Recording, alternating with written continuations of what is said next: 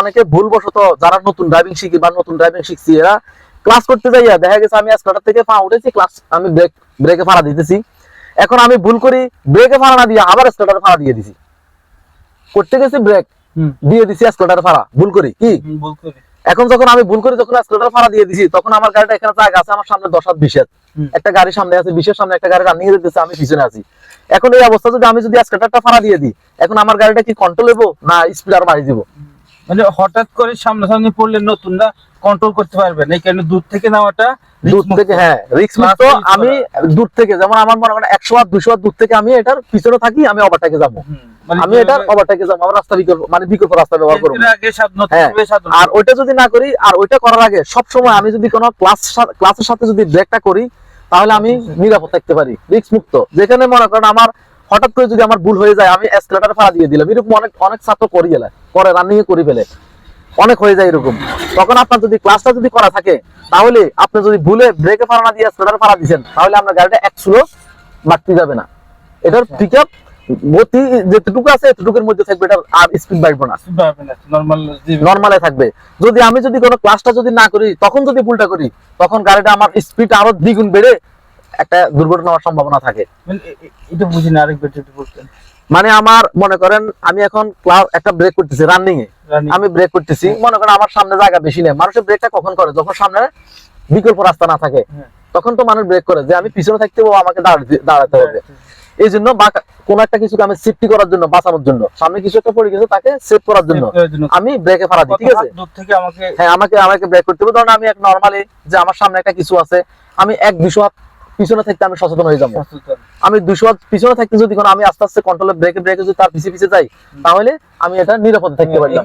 আমি তার সামনে যাই যদি আমার সামনে 10 হাত সামনে আছে, আমি স্পিডে আসি, এমন জায়গায় যদি আমি ব্রেক করি, হার্ড ব্রেক মারি, এমন সময় দেখা গেছে আমার ব্রেক মিস্টেক করিও গাড়িটা পিছনে যায় মার্কে যেতে পারে। 1-200 পিছন থেকে আমি ক্লাসে চাপ দিয়ে ব্রেকে স্লো ভাবে আস্তে আস্তে গতি নিয়ন্ত্রণে রাখি আমি যাব, এটা তখন হঠাৎ করে এটা হ্যাঁ। আর যখন গাড়ির গতি যখন আপনার কমে যাবে, গাড়ির গতি যখন কমে যাবে, যেমন আমি রানিং এ আপনি যদি ক্লাস ছাড়া ব্রেক করেন আপনার গাড়ি কিন্তু চলবে, গাড়ি কিন্তু বন্ধ হবে না। তো কিন্তু আমরা ক্লাস ব্রেকটা কেন করাই? ক্লাস ব্রেকটা করাই ওই যে ভুল না হওয়ার কারণে।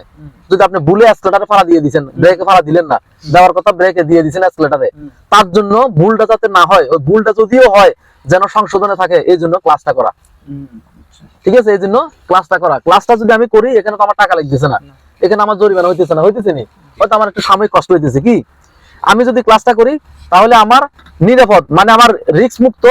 মনে করেন আমি 100%, তার ভিতরে আমি 200% থাকতে পারি, আরো 100% বেশি। এমনি তো আমি ব্রেক করতেছি, তার ভিতরে আমি যদি ক্লাস করি তাহলে আমি আরো রিস্ক মুক্ত থাকতেছি, ঠিক আছে?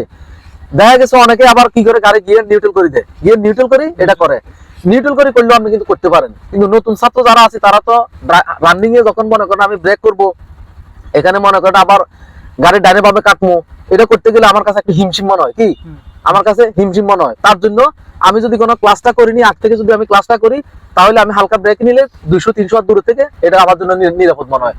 আমি আগ থেকে প্রস্তুতি নিয়ে নিলাম এটা, ঠিক আছে? আমি গিয়ারটা নিউট্রাল করলাম, গিয়ারটা নিউট্রাল যদি আমি করি, আবার দেখা গেছে যাই যখন আমি গাড়িটা আনবো, দেখা গেছে আমি ভুল করে গিয়ার লাগাইলাম না, আমি ক্লাস হারিয়ে পিকআপ দিলাম, তখন গাড়ি ঘুমো করে উঠবো, গাড়িটা টানলো না। তার জন্য আমি গিয়ারটা যদি চেঞ্জ নাও করি, আমি ক্লাসটা যদি কোনো ধরে রাখি তাহলে আমার এটা কি, আমার একটা কাজ করবো। আমি যখন ক্লাসটা সারি যখন পিকআপ দেবো তখন আমার গাড়িটা রানিং এ দৌড় দিব, তখন আমার গাড়ি আর ঘুম করবো না। ওই যে ভুলটা করার পরও আমার ভুলটা ঠিকঠাক সংশোধন থাকি গেল, ঠিক আছে? এগুলা যখন আপনারা ড্রাইভ করবেন, গাড়ি ড্রাইভ করতে করতে আস্তে আস্তে এগুলা অভিজ্ঞতা আপনার আরো অনেক বাড়বে, আরো চালু হয়ে যাবেন। এখন তো নতুন ক্লাসের অনেকটা কাজ সেম হয়, হ্যাঁ অনেকটা কাজ কিন্তু, ঠিক আছে? এগুলো কিন্তু মূলত ম্যানুয়াল গাড়ির ক্লাসের অপশনটাই আপনার বেশি। আপনার ক্লাসটা যখন আপনি পুরোপুরি 100% বুঝতে পারবেন, গাড়ি চালানো আপনার জন্য একদম ইজি হয়ে যাবে, ঠিক আছে? এরপরে আমাদের রানিং এ আরেকটা সিস্টেম আছে। রানিং এ আমরা যখন মনে করেন আমি এখন ক্লাস করেন, ফুল ক্লাস করার পরে মনে আমি গাড়ি রিসেট করলাম, এখন রিসেট করি না, এখন আমরা নরমালি দেখাইতেছি আমি একটা গিয়ার নিলাম, গিয়ার নেওয়ার পরে গিয়ার নেওয়ার পরে মনে করেন আমি যখন গাড়িটা যখন হাঁটাইতে চাইবো তখন আমাকে কিন্তু ক্লাসটা দ্রুত ছাড়া যাবে না, দ্রুত এটা কি ছাড়া যাবে না, এটাকে আমাকে এক সুতা করে বিন্দু বিন্দু করে একটু করে ছাড়তে হবে। যেমন আমার পাড়ায় ভাবে ধরছি, আমি ছাড়ার সময় আস্তে আস্তে আস্তে আস্তে আস্তে আস্তে আস্তে আস্তে উঠতে হইব। আমার দেখতে হবে যে কোন জায়গা ছাড়লে আমার গাড়িটা হাঁটে, ক্লাসটা কোন পর্যন্ত আসলে আমার গাড়িটা হাঁটে, ওই যে পর্যন্ত আসলে গাড়িটা হাঁটে ওই পর্যন্ত ফাটা আমার স্টপেজ, এখানে আমার ধরে দেখতে হবে। যখন গাড়িটা 2 সাইড 5 হাঁটি যাবো, এরপর আমি পুরোটা সাইড